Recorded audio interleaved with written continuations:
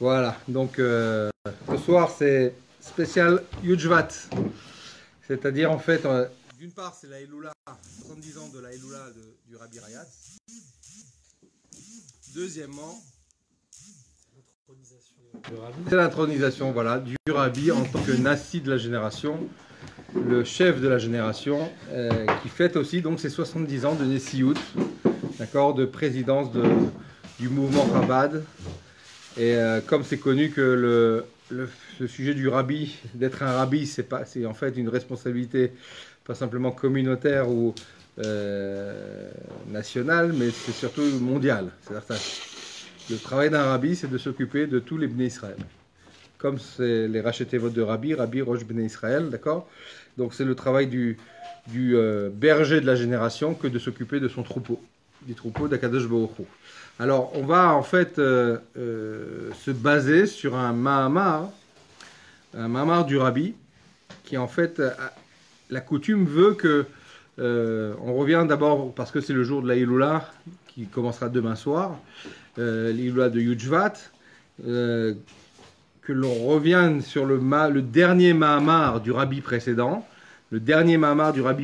qui est en fait le sujet de Bati Legani, qui est basé sur le Shir HaShirim, où Akadosh Baruch Hu invite sa fiancée à le rejoindre dans son jardin. Et voilà que le Rabbi va reprendre ce Mahamar en détail. C'est-à-dire, c'est un Mahamar qui a plus d'une vingtaine de chapitres. Et le Rabbi va mettre en place en fait un système, si on peut dire comme ça, où c'est une étude approfondie de ce Mahamar, chaque année sur un chapitre. Donc chaque année, on revient sur un chapitre du Mahamar. Et puis, c'est un cycle qui recommence. C'est-à-dire qu'il y a à peu près 21 chapitres. Donc tous les 21 ans, ça recommence, depuis le début. Et là, on se retrouve dans le cycle, donc à peu près le 4e cycle, d'accord, un peu plus même, 7e, puisqu'il y a 70 ans, divisé par 2, ça fait 3,5. On est au 10e chapitre du Mahamar en question, du Rabbi Rayatz, sur lequel le Rabbi en Tafshin même, il y a de cela 40 ans, avait donc prononcé un Mahamar expliquant le 10e chapitre et en disant que bon, ce 10e chapitre va être la ligne de conduite que l'on va avoir toute l'année. D'accord ? C'est-à-dire l'objectif à réaliser. Alors c'est intéressant parce que ce Mahamar, on va déjà parler du Mahamar du Rabbi Rayatz pour essayer de se mettre un peu dans le bain. Le Rabbi Rayatz, donc, qui était le 6e Rabbi de Lubavitch, qui va se battre contre Hitler et Staline, qui aura peut-être la Nessiout la plus difficile à gérer, d'accord, de tous les Rebbeim. C'est le 6e, et donc le 6e c'est Yesod, c'est Tzadik Yesod Olam, d'ailleurs il s'appelle Rabbi Yosef Yitzhak, puisque la sphira de Yesod est liée avec Yosef. Et effectivement, il va avoir peut-être le plus gros travail à faire, dans la mesure où il faudra lutter contre le nazisme, le communisme, d'accord, façon Staline. Et finalement, Baruch Hashem, il va réussir à continuer son travail après avoir été renvoyé de l'Europe par les Russes, puisqu'il aura su les affronter et gagner face à eux. Et de la Russie, il passe en Pologne. De la Pologne, il passera donc un peu avant la guerre, avant la Seconde Guerre mondiale. Il arrivera en Amérique. Et là, le Rabbi Rayatz dira cette fameuse phrase qui a traversé les époques: l'Amérique est guerre changeante. Autrement dit, il n'y a pas beaucoup de changements au niveau du travail. C'est le même travail avec d'autres conditions, mais c'est se battre contre l'assimilation et l'oppression. Mais cette fois-ci, l'oppression n'est pas une oppression directe et, on va dire, agressive, c'est une oppression passive. D'accord ? Où le confort remplace la matraque. Et donc là, le travail n'est pas moins facile, le travail est un peu différent, mais aussi compliqué, peut-être même plus. D'ailleurs, le Rabbi va s'exprimer sur l'idée qu'en fait, après une Shoah, après avoir traversé la Shoah d'Hitler, d'accord, et Marchemo, ça va être une Shoah spirituelle, l'assimilation. D'accord, où on arrive à un taux de 90% à l'époque de mariage mixte, qui fait que les branches juives se fanent et se perdent avec le temps. Et donc le Rabbi va continuer le travail de son beau-père, c'est-à-dire, puisque tout le travail du Rabbi Rayatz a été de lutter pour pouvoir diffuser la Torah, le judaïsme, même dans les conditions les plus difficiles, comme on l'a exprimé précédemment, eh bien, le Rabbi va continuer ce travail. Et comme vous connaissez le travail du Rabbi d'avoir envoyé des shluchim un peu partout dans le monde, eh bien, ça a commencé avec le Rabbi Rayatz. Arrivé en Amérique, il va envoyer des shluchim un peu partout en Amérique, notamment à Chicago, à Los Angeles, et aussi au Maroc. Premier chaliard qui va être envoyé, c'est au Maroc précisément. C'est là-bas que le travail de la shlirout va commencer pour la première fois. Et après, le Rabbi va continuer ce travail. Une fois que le Rabbi Rayatz, il ne va pas vivre très longtemps en Amérique, malheureusement. Il passera les 10 dernières années de sa vie à peu près en Amérique. Il partira en Tafshin Yud en 1950. Et à ce moment-là, le Rabbi va prendre la relève. Mais ça ne va pas se faire si facilement parce que le Rabbi ne voulait pas être Rabbi au démarrage. Bien qu'il y avait des insinuations et des messages du Rabbi Rayatz comme quoi peut-être, enfin les chassidim avaient compris que le successeur serait le Rabbi. Et le Rabbi, dans son grande humilité, a toujours fui les honneurs et donc il n'a pas voulu être Rabbi. À tel point, ça a été tellement loin la pression des chassidim que le Rabbi a dit « Si vous continuez, je disparaîtrai dans un endroit où personne ne me trouvera ». Donc il a été très loin jusqu'à que, et peut-être pour la première fois dans l'histoire de la Nessiout du Rabbi, de la présidence du Rabbi, la rabbinite Chaya Mushka va avoir encore un rôle prépondérant, c'est-à-dire que c'est elle qui va s'adresser à son mari, c'est elle qui va dire au Rabbi, écoute, on ne peut pas laisser le travail de tous les rabbis et de mon père s'arrêter là. Il faut que quelqu'un continue. Et elle lui dit en d'autres mots, il n'y a pas d'autre personne qui est compétente comme tu l'es pour pouvoir continuer le flambeau. Et c'est ce que le Rabbi va faire. Effectivement, le Rabbi va prendre la suite. Un an après le départ du Rabbi précédent, il va prendre sur lui la présidence du mouvement Chabad et il va déjà établir son programme. Comme à l'époque, il avait été interviewé dans un journal en yiddish très connu de l'époque, où il avait annoncé un programme qui paraissait révolutionnaire, d'accord, de diffuser la Torah à tous azimuts, d'accord, comme on le voit aujourd'hui. Son programme a été réalisé et réussi, d'accord. Nous, on se trouve maintenant 70 ans après le début de son programme, et on voit l'ampleur de la réussite du travail du Rabbi, qui a toujours dit que son travail, en fait, c'est la continuité du travail de son beau-père qui avait commencé dans cet esprit-là, à diffuser la chassidoute, notamment, principalement, puisque c'est le message principal du Baal Shem Tov, qui a été traduit sous la forme du Tanya pour la première fois par l'Admor HaZaken, de diffuser la chassidoute à tout le monde. Et cette diffusion va prendre une ampleur sans précédent, justement, à partir du Rabbi Rayatz, et particulièrement par le biais du Rabbi, où l'impression du Tanya dans le monde entier va se faire, dans toutes les langues, et même en braille. Donc, un résultat hors du commun et du jamais vu. Et donc là, ce soir, on va donc parler et on va étudier justement ce Mahamar, cette 10e partie du Mahamar du Rabbi Rayatz, que le Rabbi va commenter par son propre Mahamar. Donc c'est quand même assez fort de voir un Rebbe qui traduit, si on peut dire, le message du Rabbi précédent.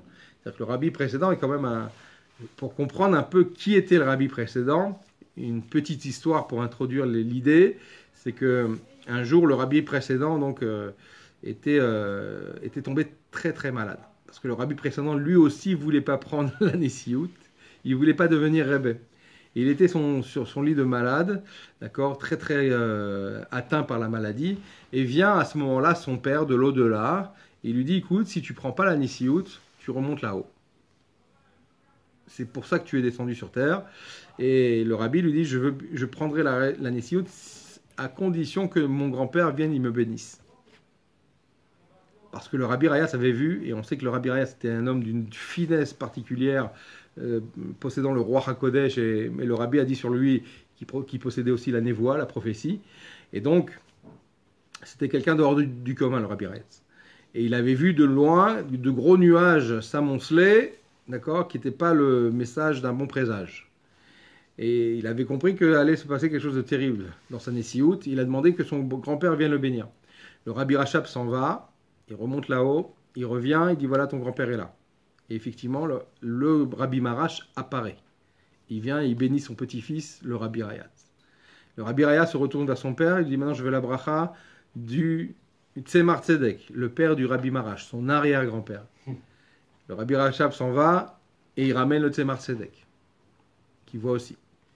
Et il demande aussi l'intervention de l'Admour Emsaï, qui ramène et qui bénit à nouveau le Rabbi Rayat. Il demande là maintenant que l'Admour Azaken vienne.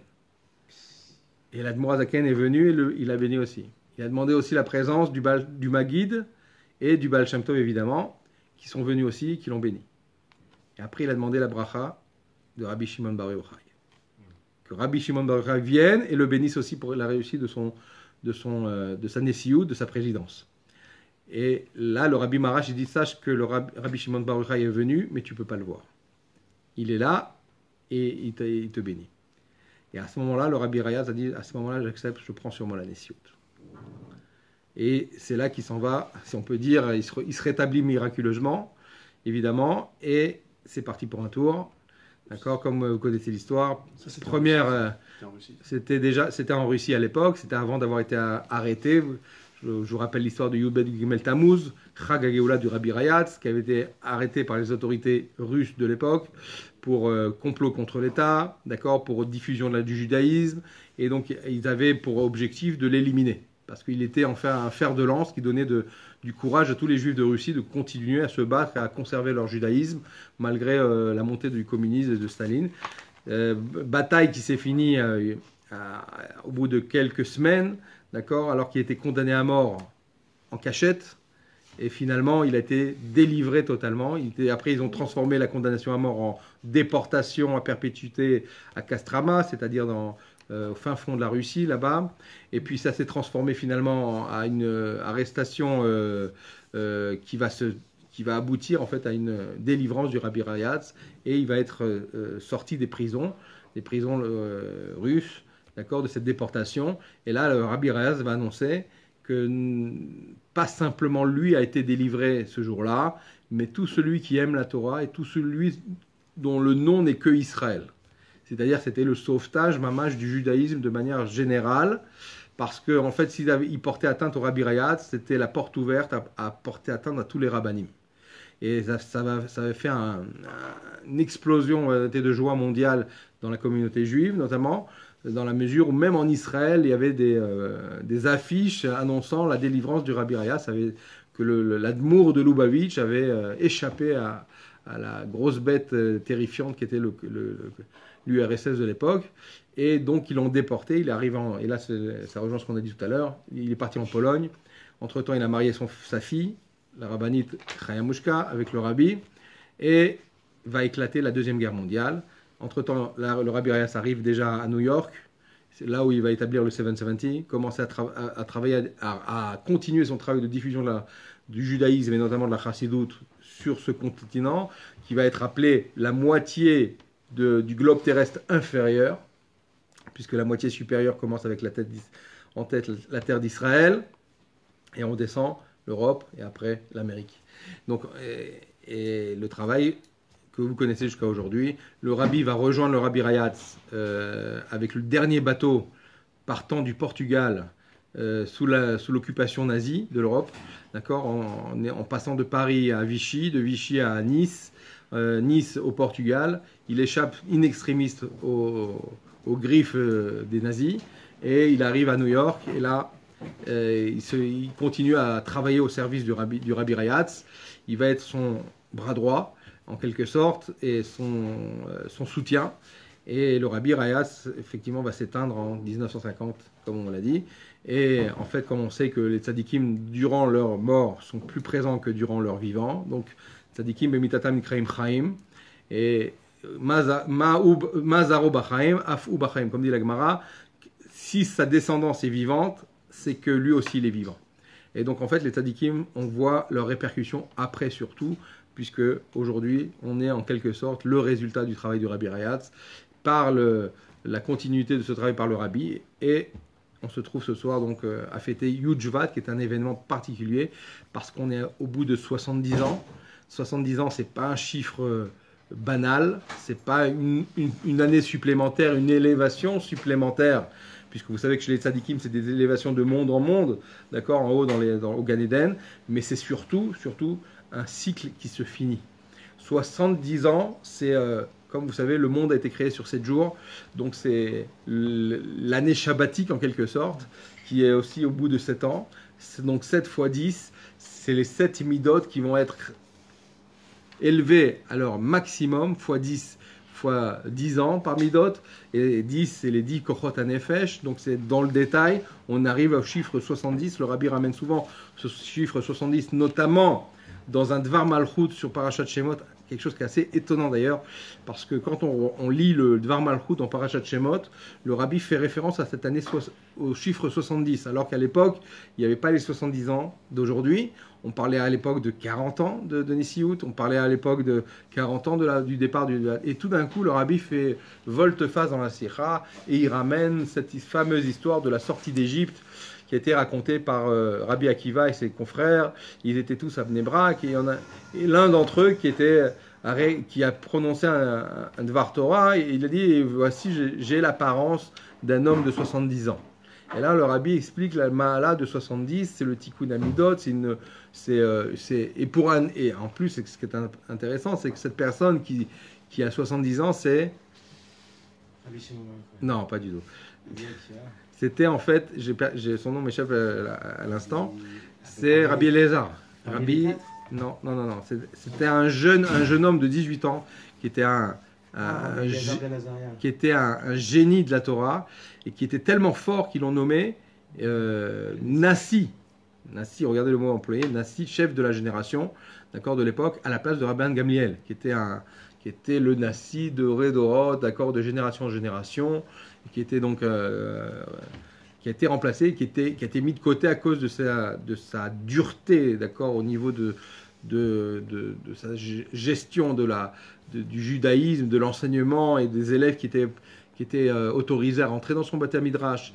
Il fallait que les élèves soient à l'extérieur comme à l'intérieur, c'est-à-dire s'il avait une apparence religieuse, il fallait qu'il le soit aussi à l'intérieur, pas qu'en apparence, et donc ne pouvait rentrer à son Beth Midrash que ceux qui étaient impeccables en fait.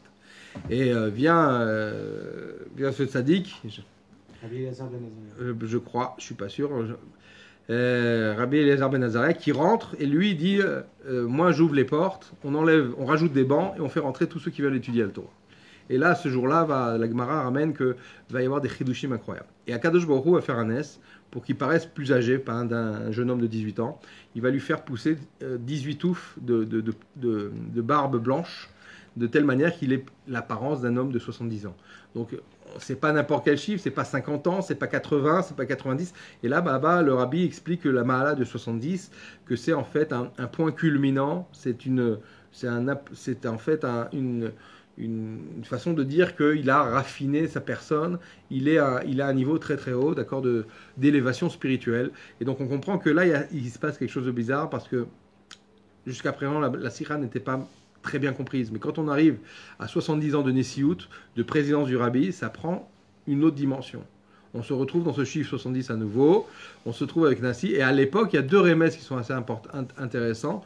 C'est que, premièrement, a priori, le rabbi parle de l'année 70 de sa Nessiout, à l'avance, comme le rabbi a l'habitude de transmettre à l'avance eh bien, ces messages, d'accord. On l'a vu souvent que le rabbi est un prophète, puisqu'il avait annoncé la fin de la guerre du Golfe, il avait annoncé avant cela la fin de la guerre des 6 jours, et la guerre de Kippour aussi. Donc à plusieurs reprises, on a vu que le rabbi a eu des prophéties exactes. Et là, le rabbi, en fait, annonce dans cette sikha quelque chose comme si c'était un message qu'on ne comprenait pas il y a 40 ans en arrière, et là qui prend tout son sens, puisque dans cette même sikha, il parle de l'année où il y a le Siyum HaShas. Et cette année aussi, nous avons fait Siyum HaShas Olami, mondial, alors qu'à l'époque, c'était le Siyum HaShas chez Chabad. Vous savez qu'une fois par an, on fait Siyum HaShas. C'est-à-dire qu'on se distribue à la Iloula de l'Admorazaken le chasse, et comme ça tout le monde participe, et en un an on finit le chasse, et tout le monde profite de faire un Siyum chasse au bout d'un an. Et là donc il y a une corrélation incroyable entre les événements de l'époque et de notre époque, qui fait que s'apprête à dire, hein, d'accord, on n'est pas prophète, on est fils de prophète, d'accord, on est Bnei Nevi'im, comme c'est marqué, mais quoi qu'il en soit, il se passe des événements où aujourd'hui tout le monde est d'accord de dire qu'on est à la veille, à la seconde avant l'avènement de Mashiach, puisque se passe dans le monde des choses extraordinaires, des bouleversements à tout niveau, et notamment, c'est la première fois que Esav prend notre défense en quelque sorte, puisque dans la mesure où Trump est un grand ami d'Israël, et il se passe des choses assez intéressantes à ce niveau-là. Et comme on a dit, il y a des bouleversements.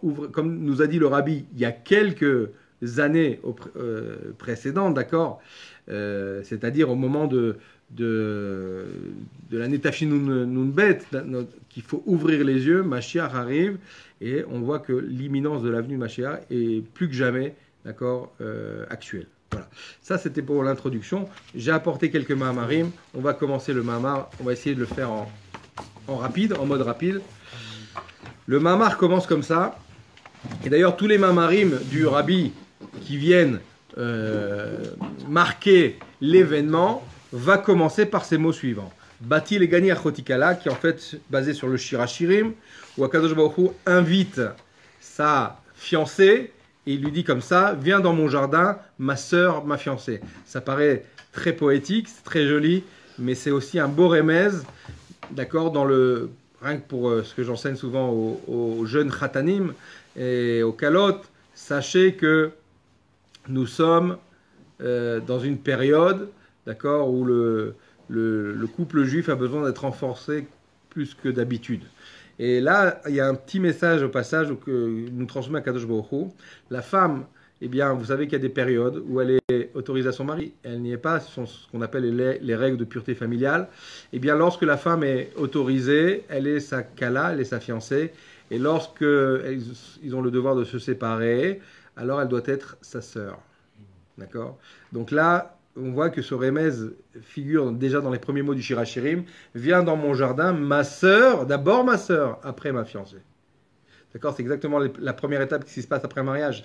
Dès le premier soir, elle est déjà sa sœur. C'est pour ceux qui ont compris. Et après, elle devient sa kala après une période de temps. Et donc, en fait, ça, c'est le rapport en fait entre Akadosh Baruch Hu et l'Assemblée d'Israël.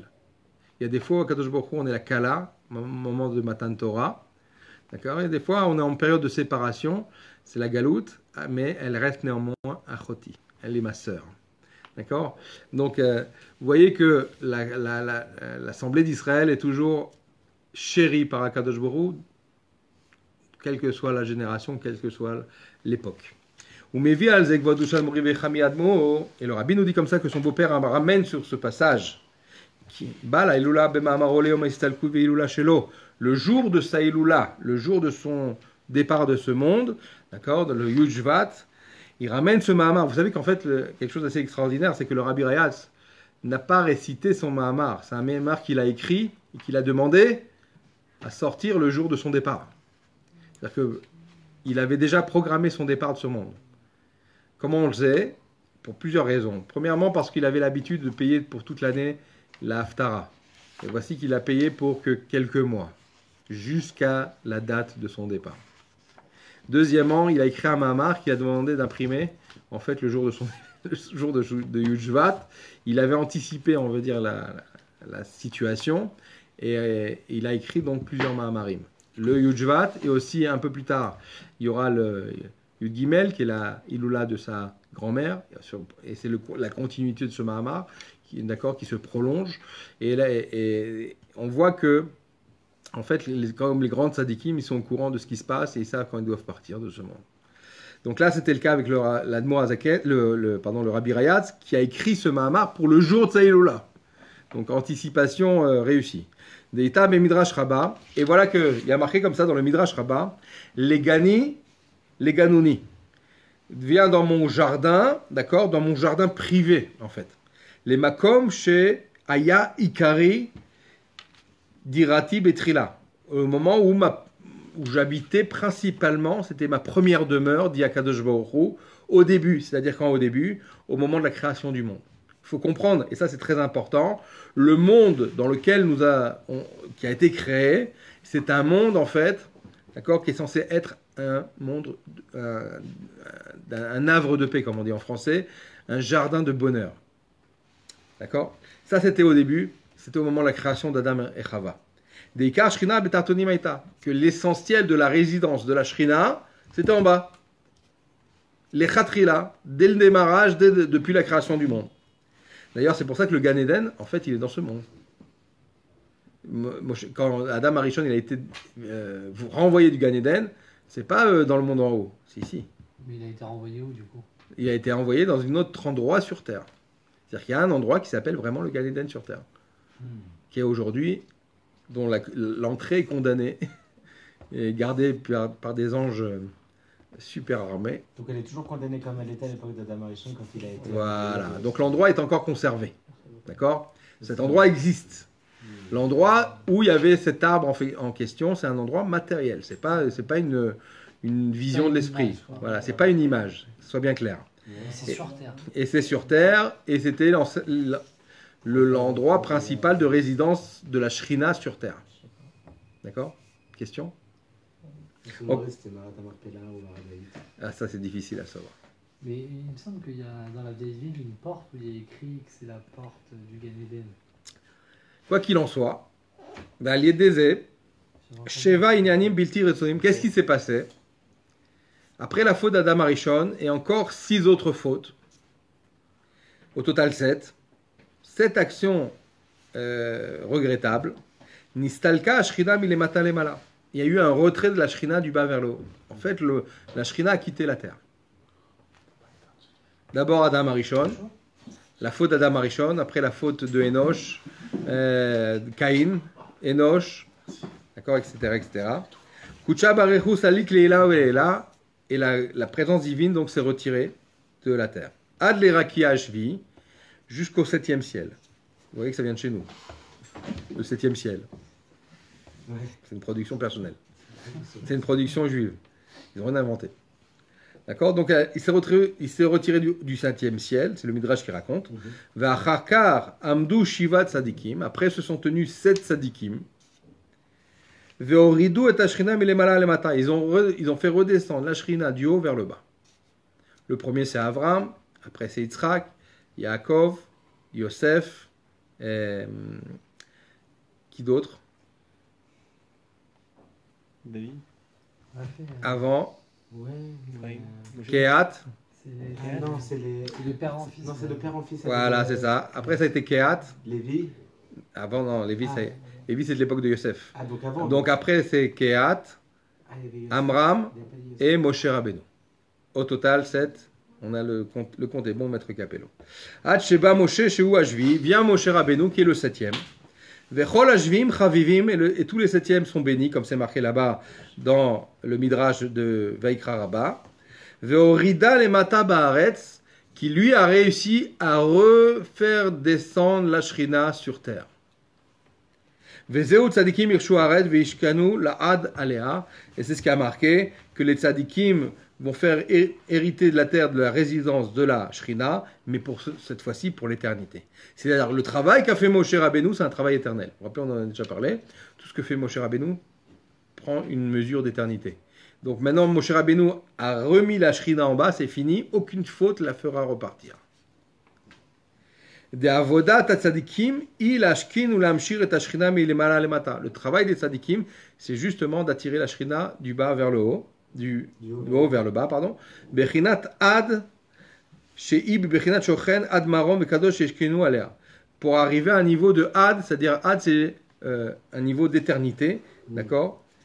Qu'elle réside totalement en bas. Les mata bares baolam hazeh tarton, dans ce monde-ci inférieur, shen tarton les mata mimeno, un monde qui n'a pas plus bas que lui. Veine atralat amshacha. Et voici que le début de ce travail-là, de faire descendre la Shrina, les mata, chez Alédé Moshe, Aïta Bet, Matan Torah, le premier moment où ça s'est passé, c'est le moment de Matan Torah, juste après la sortie d'Égypte. C'est pour ça que le Ham Israël a été envoyé en exil, pour se raffiner soi-même et raffiner le monde, afin de préparer le terrain de Matan Torah, qui est en fait, profondément, la première fois où résidera en bas la Shrina depuis la faute d'Adam Rishon. Retour à la case départ. On reprend un nouveau départ. Et un bon départ. Et on voit que cette fois-ci, regardez quand même, ça c'est intéressant, parce qu'il y aura faute, la faute du veau d'or, qui va malheureusement nous coûter très cher. Vous savez qu'au moment de Adam Arishon, qu'est-ce qui s'est passé? Au moment de la faute, il a mangé le fruit interdit, donc le Yetzer Hara est rentré à l'intérieur de nous. Au moment de Matan Torah, Kadosh Baruch Hu a voulu nous faire un cadeau, nous retirer le Yetzer Hara à l'intérieur, et donc commencer un nouveau travail sans que le Yetzer Hara soit à l'intérieur, mais à l'extérieur. C'était génial. Voilà vient la faute du veau d'or. Le projet est annulé, mais la Shrina, elle reste. Cette fois-ci, elle ne repart pas. Et c'est d'ailleurs une des raisons pour lesquelles le temple, le tabernacle aurait été créé après la faute. Il y en a qui disent après la faute, il y en a qui disent avant la faute. Quoi qu'il en soit, la Shrina ne bougera plus d'en bas. Elle reste pour l'éternité, quelle que soit la situation. Parce qu'après Matan Torah, il y a les moyens de la consoler, qui est en fait la Torah et les mitzvot.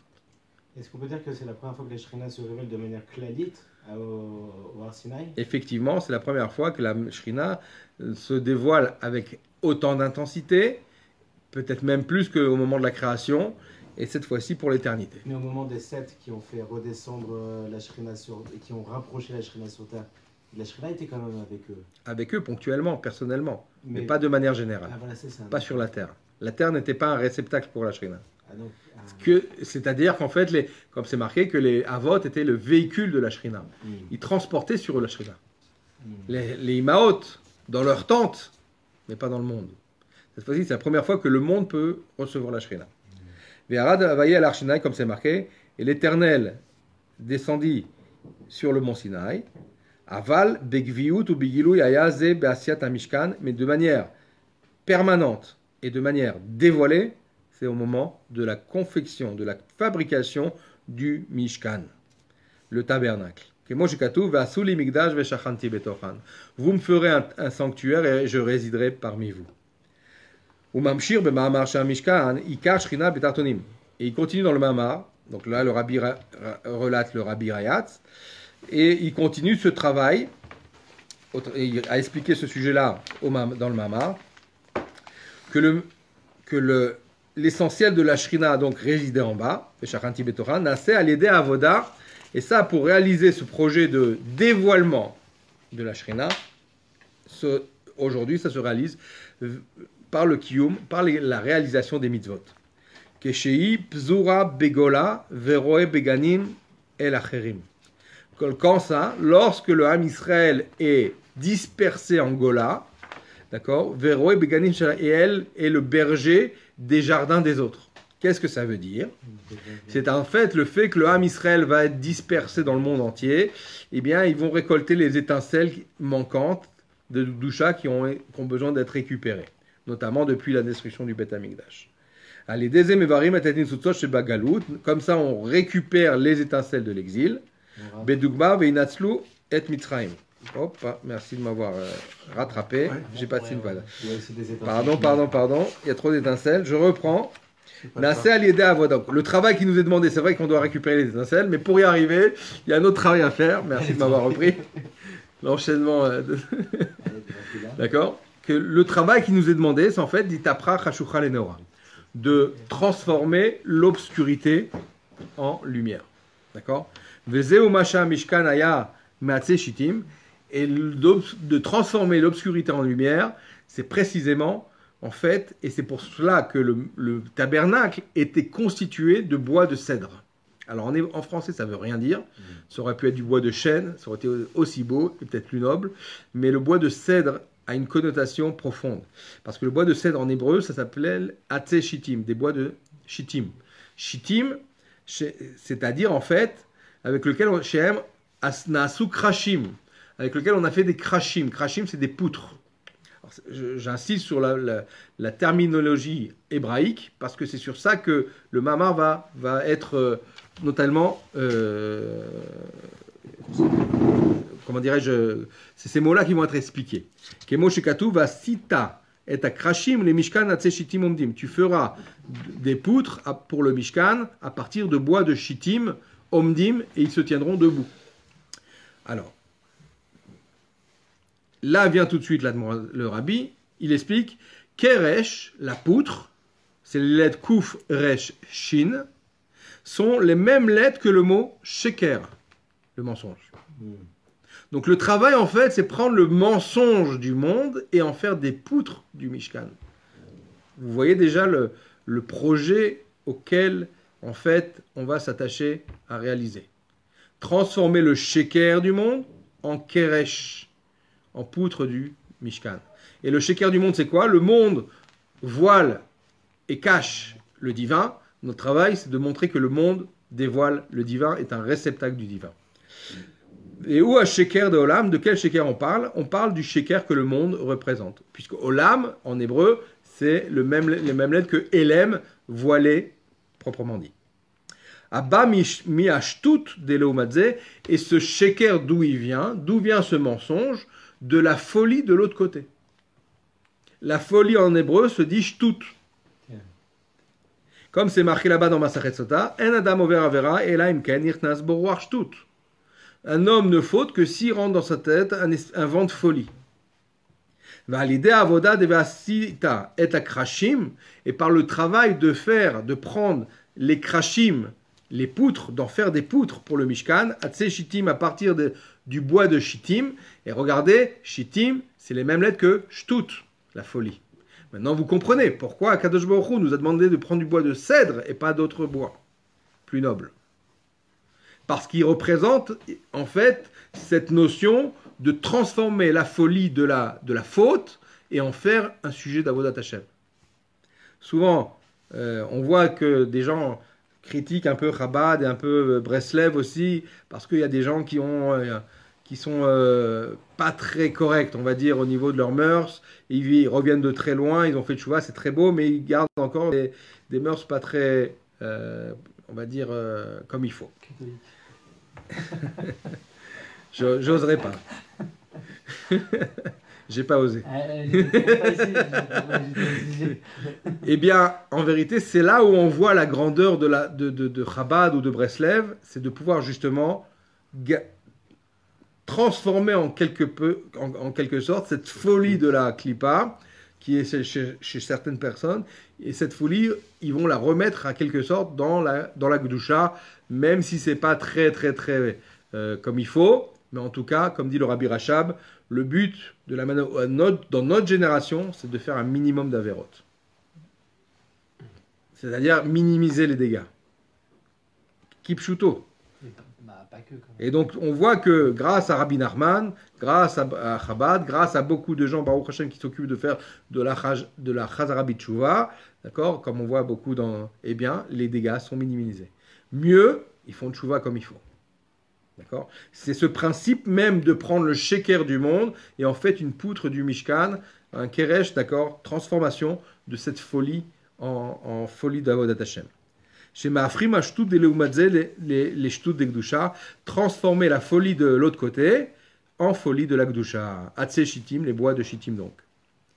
Et Sheker de Olam, les Keresh Mishkan, donc de transformer le mensonge du monde en poutre du tabernacle, Krashim les Mishkan, et Al Dezenasim Veshachanti Betorah. Et ainsi, on réalisera le sujet de faire résider la Shrina en bas. C'est exactement ce qu'il nous a dit, comment on réussit ce travail en transformant l'obscurité en lumière.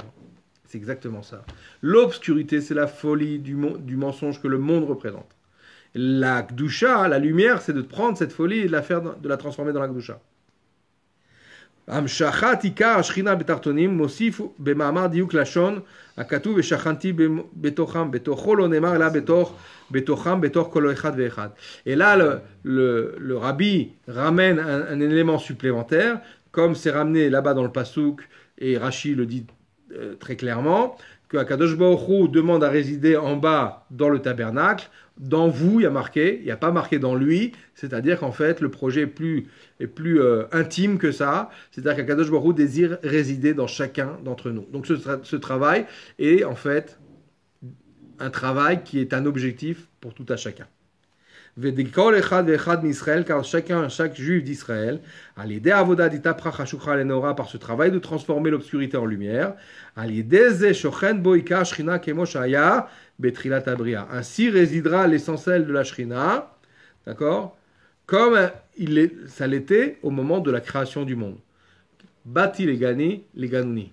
Viens dans mon jardin personnel. Les makom, shaya ikaro, betrila, l'endroit où était la principale demeure d'Akadosh Baruch Hu. Venase ikar dira betartonim, c'est-à-dire, comme on l'a dit, sa demeure principale première. En bas, c'était comme cela au début. D'accord? Donc on voit que là, il y a tout un projet. C'est en quelque sorte l'idée principale, l'idée générale du Mahamar du Rabbi Rayatz, telle que le Rabbi, en fait, va maintenant commencer à expliquer. Maintenant, ça, c'est l'idée générale du Mahamar. Comment on va la réaliser? On est, en fait, dans le chapitre 10. On n'a pas encore abordé l'idée du chapitre 10. Mais pour donner une petite introduction, j'espère qu'on a le temps. Non, on n'a pas le temps. On va juste introduire les choses. On ne va pas rentrer tellement dans les mots. Premièrement, je voudrais rajouter une chose. Vous avez fait attention que le Rabbi parle que Moshe Rabbeinu est la 7e génération. Et tous les 7 sont bénis. Je tiens à signaler que le Rabbi est le 7e aussi. Il est le 7e depuis l'Admor Hazaken, le fondateur de la Chassidut Chabad. Et donc on se retrouve aussi dans cette même dimension du 7e génération comme Moshe Rabbeinu. Autrement dit, dès le premier Mahamar, peut-être un peu parce que le Rabbi Rayatz a poussé l'histoire, a obligé le Rabbi à se dévoiler en quelque sorte, sache que le Rabbi Rayatz lui dit, toi tu es le 7e. Et donc fais le link. Comme Moshe Rabbeinu était le 7e, toi aussi, tu dois finir donc le travail. Le principe de finir le travail, de faire résider la Shrina de manière dévoilée, mais cette fois-ci pas ponctuellement, comme au tabernacle ou au Beth Amikdash, mais dans le monde entier. Dans le deuxième chapitre, le Rabbi commence par ces mots en disant que la Torah est éternelle. Et c'est pour cela qu'il y a en fait une invitation d'Akadosh Baruch Hu qui est éternelle. Va'asu li migdal ve'shachanti betocham. Vous me ferez un sanctuaire et je résiderai en vous. Donc en fait, on doit comprendre que le fait que chacun, même en galoute, depuis la sortie d'Égypte, reçoit cette demande éternelle de faire en sorte de faire une demeure pour Dieu. Alors comment on fait une demeure pour Dieu? À l'époque, comment ils ont commencé les Bnei Israël en Égypte? Et de quoi ils ont souffert? Bechomer ou belvinim. Ils leur ont fait travailler avec du chomer et des levinim, c'est-à-dire faire des briques. C'est-à-dire en fait de la boue et des briques pour construire les villes de Ramsès et Pithom et Ramsès. Il nous dit c'est quoi ce sujet-là? Puisque c'est un enseignement, c'est un message éternel, ça veut dire que ça nous concerne aussi. C'est quoi le travail en temps d'exil? Comme à l'époque de l'exil d'Égypte, c'est de travailler chomer ou levinim, c'est kalva chomer velibun ilcheta. C'est-à-dire utiliser en fait les principes de la Torah de déduction de la halakha, kalva chomer et libun ilcheta. D'accord? A fortiori, et libun ilcheta, c'est-à-dire en fait rentrer dans la finesse de la halakha, d'accord? Comprendre la halakha dans toute sa profondeur, depuis son démarrage dans la Torah chez Birtav, etc. Chez Beruchaniut ou Esek Torah, et donc on comprend qu'en fait, le travail durant l'exil, c'est essentiellement l'étude de la Torah, Bekal Vachomer ou Libun Ilcheta. Libun Halacha, c'est-à-dire en fait sortir, expliquer la Halacha en détail, dans les moindres détails. Et donc grâce à ce... Là vous ne l'avez pas, non, je suis en train de faire un résumé, hein, ne vous inquiétez pas, vous trouverez à la fin de ce mamar d'ailleurs. Dans le 3e chapitre, là-bas le Rabbi nous dit qu'en fait, grâce à ce travail en exil, du fait de s'occuper de l'étude de la Torah et la pratique des mitzvot, c'est à ce moment-là qu'on est en train de raffiner les nitzutzot. C'est la page que j'ai sautée tout à l'heure directement. C'est comme ça qu'on va dévoiler les étincelles de la matière. C'est-à-dire, c'est quoi l'ibun ilcheta? C'est par exemple comment utiliser un micro-ondes. Quelles sont les lois du micro-ondes, du frigidaire pour Shabbat, etc. Est-ce que c'est autorisé, la plata, etc. C'est-à-dire, en fait, j'utilise la matière au service de la Torah. Et donc, à ce moment-là, je vais raffiner cette matière, l'élever dans un système de Gdusha, qui est la pratique. Et c'est pour ça, et là c'est l'essentielle idée qui va être traitée dans ce 10e chapitre, c'est pour ça que les Bnei Israël vont s'appeler les armées de Dieu. Tzivot Hashem.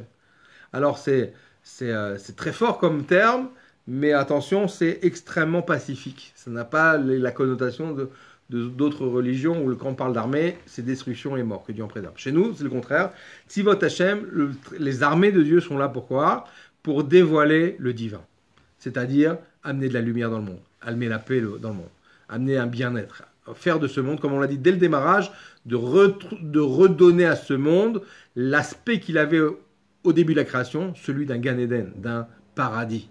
Vous voyez que la vision des choses, la vision juive est totalement différente des autres religions, où c'est une vision totalement pacifique. D'accord?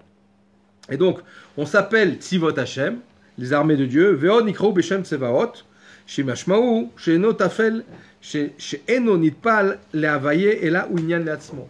Ça veut dire quoi? Hashem, Tzivot Hashem. Alors, vous savez qu'il y a le nom de Dieu, un des noms de Dieu, en dehors des 7 noms ineffaçables, c'est aussi Hashem Tsevakot, qui a été pour la première fois utilisé par qui? Par Chana. Chana, qui est la mère du père des prophètes, qui est Shmuel. Et les prophètes, jusqu'à la fin des derniers prophètes, ils vont toujours exprimer leur prophétie en disant Hashem Tsevakot, par le nom de Hashem Tsevakot. Et ce nom-là est un nom saint, en fait. À quel moment l'exprimer, Comment? À quel moment Au moment où il fallait exprimer la névoie, le message que Dieu avait envoyé par le biais d'une prophète, eh bien, il parlait Neum Hashem Tsevakot, c'est la parole de l'Éternel, le Dieu des armées. Et les armées, c'est qui? C'est nous. C'est-à-dire que la question que va poser aussi le Rabbi dans ce Mahamar, pourquoi ce nom-là va apparaître à la fin des générations, on ne le voit pas tellement avec Moshe Rabbeinu d'ailleurs. Et le Rabbi explique qu'à l'époque de Moshe Rabbeinu, il y a une grande différence entre l'époque de Moshe Rabbeinu et l'époque des prophètes, des derniers prophètes. Pourquoi? Parce que l'époque de Moshe Rabbeinu, c'est un peu un dévoilement de Dieu, comment dirais-je, évident. On parle du monde Hatzilut. Vous savez qu'il y a 4 mondes, le monde Hatzilut, Bria, Yetzirah, Asiya. Dans le monde Hatzilut, il n'y a que de la Elokut. C'est un peu ça. Après la sortie d'Égypte, pendant les 40 ans de désert, il n'y a que de la Elokut. On est dans le désert, mais on vit dans un monde irréel, puisqu'il y a des Anekavod, il y a le puits de Myriam, il y a la manne, tout est surréaliste. C'est un dévoilement de Dieu immédiat. D'ailleurs, quand ça ne va pas, c'est terrible aussi. D'accord? C'est 40 000, 25 000 morts par faute. Mais on doit comprendre qu'en vérité, ce n'est pas le but de la manœuvre. Le but de la manœuvre, c'est justement de rentrer en Eretz Israël, de travailler la terre, de faire la volonté d'Akadosh Baruch Hu, au travers justement du monde, d'en faire une demeure pour Akadosh Baruch Hu, de faire un Gan Eden en fait. D'accord? Sur terre. Ce Gan Eden passe justement par le sujet de la pluralité. Ce n'est pas le travail d'un tzaddik, de Moshe Rabbeinu, mais c'est le travail du Ham Israël, les armées de Dieu. Autrement dit, ces armées de Dieu, elles vont quoi faire? Elles vont donner la possibilité de travailler en détail. C'est-à-dire que comme le monde dans lequel on est, c'est le monde de la pluralité, Shem Elohim, d'accord? Shem Havaye qui fait référence en fait au dévoilement, Shem Elohim qui fait référence au voilement justement. Puisque par le Shem Elohim va être créé le monde. Puisqu'on, comme on a dit, Gematria du Shem Elohim, Ateva, la nature. Et Elohim c'est un pluriel d'ailleurs. De pouvoir justement créer la pluralité. Akadosh Baruch Hu a créé la pluralité pour que l'on fasse le travail inverse, de réunir cette pluralité et en faire Hashem Elokeinu, Hashem Echad. Akadosh Baruch Hu va créer du voile, va créer de la matière, va créer de la distance. Nous, on va créer tout à fait le contraire. On va rétablir la situation. C'est l'enjeu pour nous donner du mérite.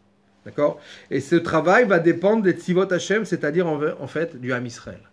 On est les Tzivot Hashem. Et Tzivot, c'est au pluriel aussi. Donc c'est le pluriel de Gdusha qui va rectifier, qui va réparer le pluriel de la nature, la création. Les 10 paroles de la création du monde vont être réparées par les 10 commandements. 10, 10. D'accord? Et 10 paroles sur 7 jours. 10 fois 16, 70. On retourne Shivim Shana. Donc en fait, on se retrouve dans les 70 ans du 7e rabbi. Il y a quelque chose qui doit se passer, puisque c'est pas pour rien que le rabbi habitait le 770, le 770, 770, et 770 qui a pour Gematria Bet Mashiach. Donc c'est pas, il n'y a pas de hasard, d'accord? On sait très bien que surtout à ce niveau de tzadikim, les choses sont faites pour transmettre un message. Et donc, nous, le message qu'on doit tirer en fait de ce Mahama, c'est que Hachem Tsevakot, le sujet de comprendre qu'on est d'abord faisant partie intégrante des armées de Dieu, et l'esprit d'une armée, c'est quoi? C'est Midat Anitzachon, c'est l'attribut de victoire, de vaincre, d'accord, de combativité. Midat Hanetzar, il va expliquer le rabbi aussi dans ce Mahamar, que la Midat Hanetzar, elle est là en fait, elle peut en fait obtenir tous les résultats possibles.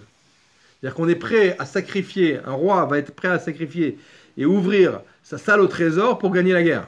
C'est-à-dire que l'envie de vaincre, quoi qu'il arrive, peut déclencher, et va déclencher chez le roi, une conduite inhabituelle. Des trésors qui n'ont jamais été touchés pendant des décennies, il va les dépenser pour gagner la guerre. Le rabbi utilise ce machal, cette allégorie, pour nous dire en vérité, c'est ce qui se passe aujourd'hui.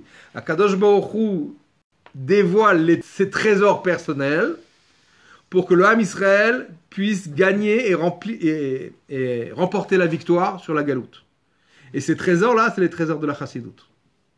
C'est-à-dire, c'est ce joyau en question dont on avait parlé à Yutet Kislev, qui se trouve sur la couronne du roi, qui est toute la beauté de la couronne, qui est toute la valeur aussi, qui est le plus cher, qui va donner, en fait, c'est ce don de force qu'Akadosh Baruch Hu va accepter de donner, parce que les généraux de son armée lui ont dit, c'est le moment, pour gagner la victoire, on a besoin de ça.